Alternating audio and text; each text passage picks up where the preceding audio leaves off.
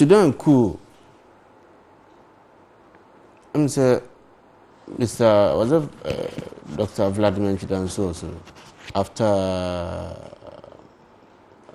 the predictor said there will be 2 more coups before December. And only Dr. Kofi no. Yeah, of Kofi Annan peace honor. To the kind of but no predictions are West Africa. Sudan they near West Africa. No the prediction and say West Africa they be 2 more. So they are playing within the international space. Yeah. Sometimes they have certain information that are not readily available to just anybody. I have even a colleague in GBC. I was in Accra last Monday. I was interacting with a colleague. Yeah, on international relations.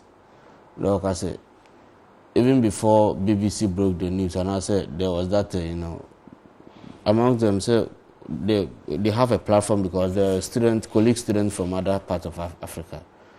These things were glaring, were apparent. So ABC, Sudan, not apparent. Now, say, but could be the kind by cry. And demonstration say you pay Sudan for the Omukunde, send a canon, and then one was I say about that. Sometimes say countries now, Omonia president or minus from dictatorial regimes transforming or transitioning into democratic, So who you may feel no and very tactful. Ube you may feel no. Then talk of problem for Fabro. We can talk of Mama Gaddafi. Omar Abashar. And a Ukraine so then and you Zimbabwe, even though I'm far bloodshed, I'm about you cool, sir. And the Saku Semno. You see, Africa Hano, a BBO come. And when there was a more president in one for no more city up, no more say. Sometimes, you can fool some of the people all the time, but you can't fool all the people all the time. Ubenye the pebia, they will be sycophantic towards your cause. Now, no, because they are closer to you, maybe any pebia and so pay asama or tea any day.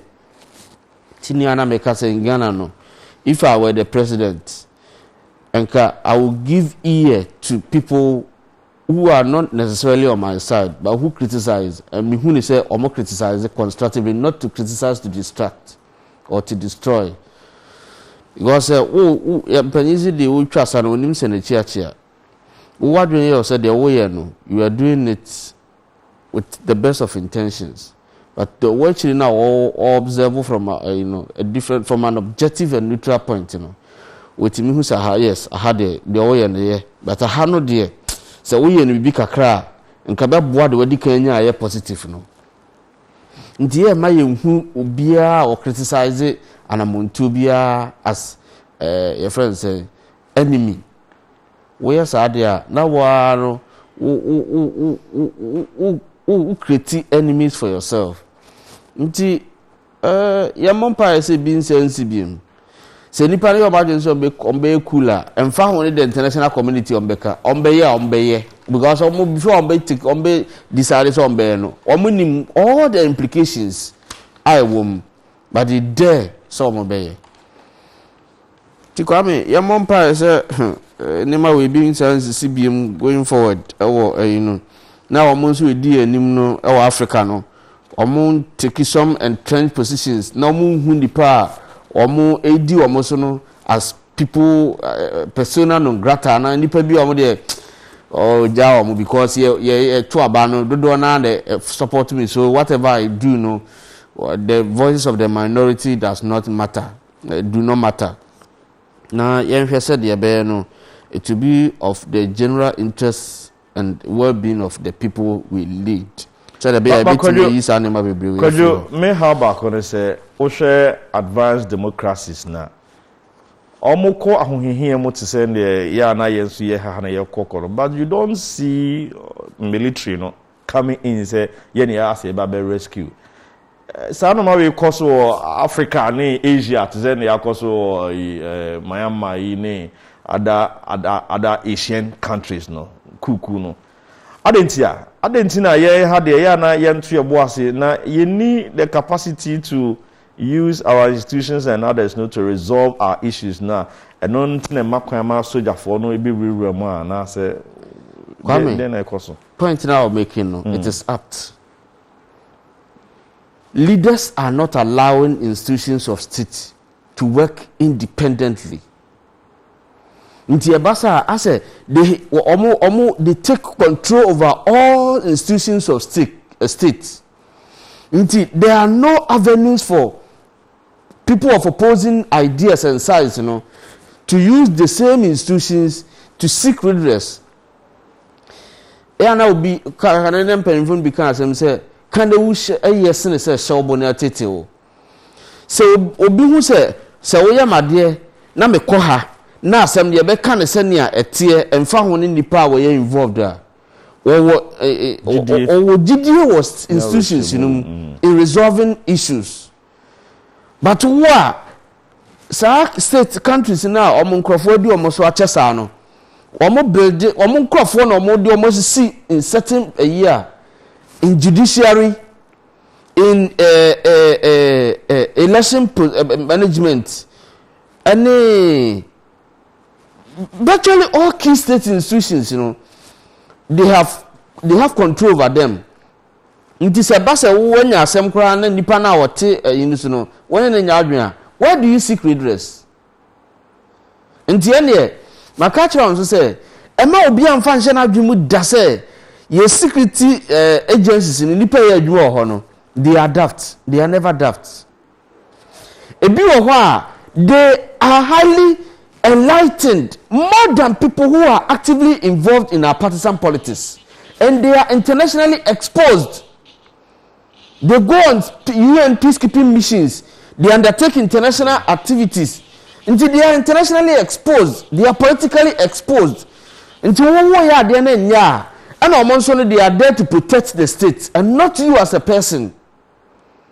Until when you are going wrong and you are not giving people the room to also have their say, then that is where you create the opportunity. That's the only way people can get rid of you.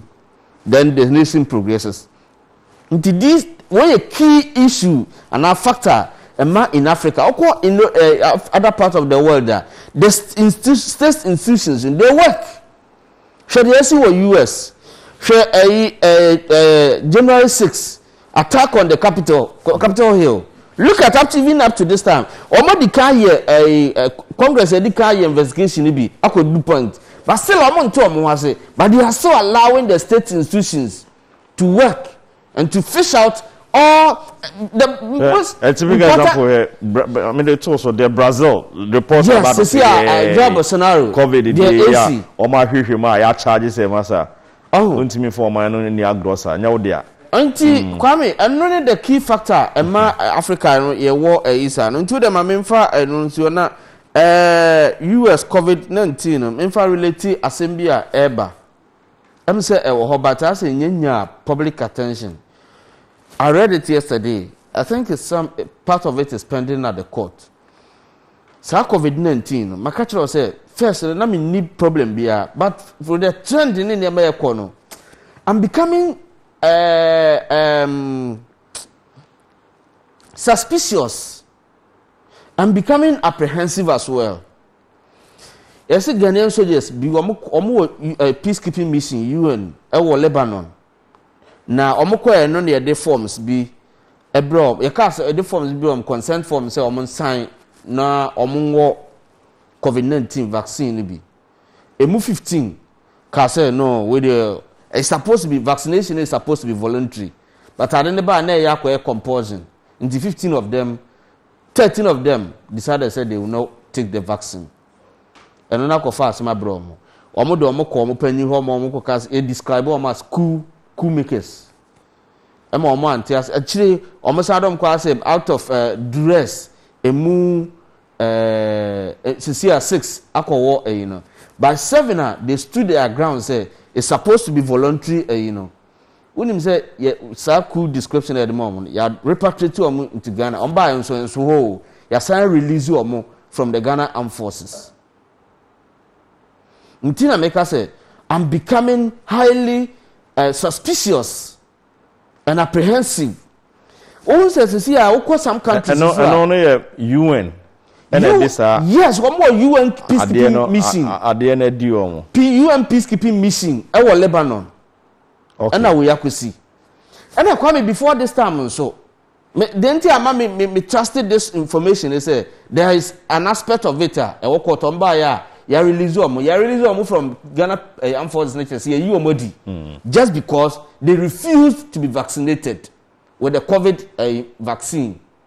When say before but send now can also omo the coup be no say omo nipa 13 out of the men in now omo peacekeeping mission no and because they were resisting no and omo leader no it describe them as coup makers which did not sit down with them and look how they have not tackled it. Kwame, before this issue ever yeah make a wasemi when him say in some countries in Europe including France or so and Italy you cannot have access to certain public places if you have not taken the vaccine. All right. To add to the okay, in US, Omoyi coach be Eddie from his job for refusing to get vaccine. You see, and it's Sam Randy Abba. He said, Enra, review some of the stories. Almost he said, who need you're vaccinated, I want to mean to Krama US. Almost all this Amra never be yejuma. When you say UK, so I'm saying I say or more revised or more, you know, there were some countries, even what walk around now, or passport, or your friend saying, or vaccination card in Ukraine, did not feed into their system. No, you were not granted access to UK. Ntina Mekato say, I'm highly suspicious and I'm becoming highly apprehensive about the future of the world in relation to the COVID. Minyahu baby our fears no ne where you know I want to say be then Matthias say be the entity obi omo yesa no man no say omo motive pa and say e ma na ye huma this time na so clearer but baby ayaki kekọ no systematically where we are getting to and the man ye ehunu say and here eventually there are going to be some maybe in relation to COVID-19 vaccination, you know, yeah, we may not like it. I hope I'm Matua say already, you know, maybe what say be as a young vaccinated you are. A big crowd restaurant be to call back. Some man in a the year, Juma. Minim baby be a best could be a so dangerous. Kwame, say simple. You want to get rid. We want to get rid of COVID-19, and a vaccine not approve. Say yes, a game changer. It's me boy. So why would you also sit down and say me ko wa de ni bi? Maybe I don't know yet. Try say be fight ya na assign agency mo. Oh Kwame, your hepatitis B, your vaccine wo. I don't think the mind when you compulsory maubia. Because that is highly infectious, contagious. COVID. COVID there. Adi Abama, the whole world came to a halt. Hepatitis by Ache. Emma, maintain country because I say hepatitis and that country has come to a halt. And he almost killed me a difference with more. COVID no there.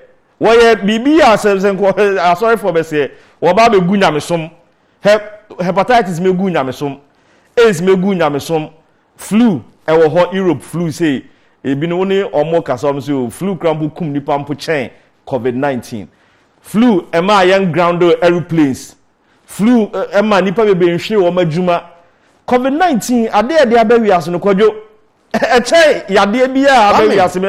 has not lost on anybody, including myself. It has not lost on anybody. Be a banner say ebetimi ama COVID-19 akofo mama ye nyina ya de ho na ye yi sa no ma we nyina free ano a. Kwame, into US. Yeah, Walker, I've not read that story. Say one of their coaches, top coach, because say on vaccinated, you're relieving of you know. Yeah, omayinedi. So in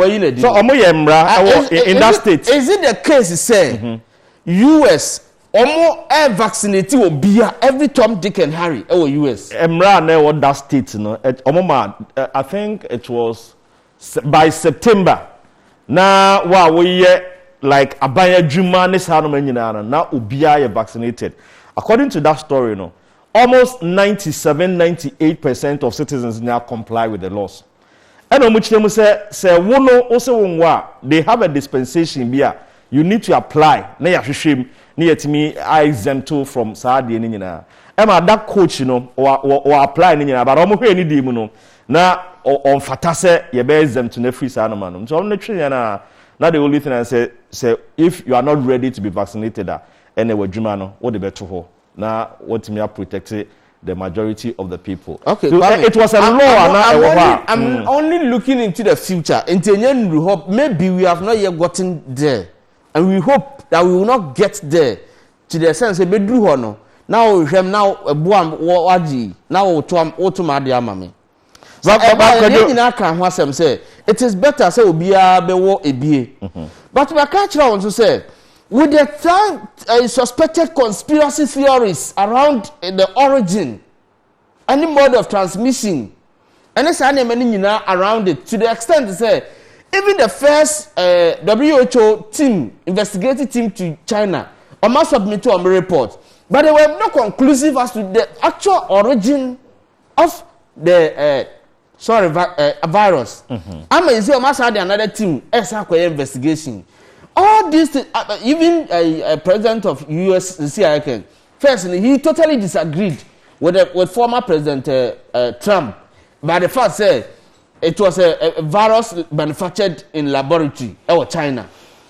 But he has also publicly indicated, say he's shifting from his original position to begin to accept, say, I don't know, there could be some deliberate and to miss me build it from that point, up to this time, where we came from, the baby, to try na more bedroom, I say, danger be a potent, and then I'm what that apprehension. Let's close this. Me to apprehension, as a part. I mean, so the can say, so apprehension, I say, a CC that already know. It's in the future already in a Juma. Look at this story from Australia. Baby, a very widespread, a very global phenomenon. Australia, the COVID, Australia to end ban on citizens. Australia has confirmed it will lift a ban next week that has prevented its own citizens from traveling overseas without permission. Australians have spent 19 months, almost 2 years, under some of the world's strictest border rules in an effort to keep out COVID. It's not make a there who fear no already no. I hear Juma po Australia they are to memo. You say yama won two kwan baby because of COVID-19. So it's the me who already know omode ade no I start here Juma. So me na say enya widespread. See how they are geographically friends decided as a country we are need the person why. But me fear say baby answer. Now my way, and then the people kwatena se akase enye yenye ni sei na obi a hante hono na enti wo mpese emra beba se as a compulsory mpese sa emra beba me who is vaccination there it shouldn't be compulsory opa no akwa yes okay all right sana me nka me hu no okay na me sika wo bank na wo se me koyi bank ya me koyi me sika because I'm in difficulty ya ne aka tell me say because me ngo vaccine nti I do not have access to the banking or to withdraw my money. And I say me kwa to aduane and I me call filling station. Kwame. Why are we getting to? Christopher almost says be ho. Oh, me I don't subscribe to that. But fine, but any man sana I know dey be am catch am say me ni ba say no kwese bi bisa wo ho a e ma obi am for any to say e ba straight am wo hu say we never even before time I wo mi sisi am say yes, near Ghana near Libya. I see a Ghana card. Yeah. We are getting to a point say at a certain time, if you don't have access to Ghana card now, you'll be deprived or denied certain public services. Control and I say why. What they ban? Say wow ni Ghana card no we tia o na ebia ena esi anso ye se yensan ye wo ye biometric ayi wo ukọ register for sim card na je sa na me nyina o but see ye se yensan ko link nti me ka kire Christopher na mo wasa adwi mi se ni sa na me ba no emfo woni nto so se woto wa na dako yakọ ade a ba it just like was it owo ye nitifo se na abo bia no ebeba in a very clandestine subtle and then we bia woni baba no wagini na normal ACC nti everything I say we ye Christian na say opese we ye Christian na opese okọ heaven na the only thing is say entwen because o twen a to say Christian marry no obi anim before you say Jack now shim da. All right, minim say we international. We international no kwa. Ntansa na ye be call efi de no yenko the bon krata no penso yensa aka. Yensha se emfree daily graphic the bon krata ni mu.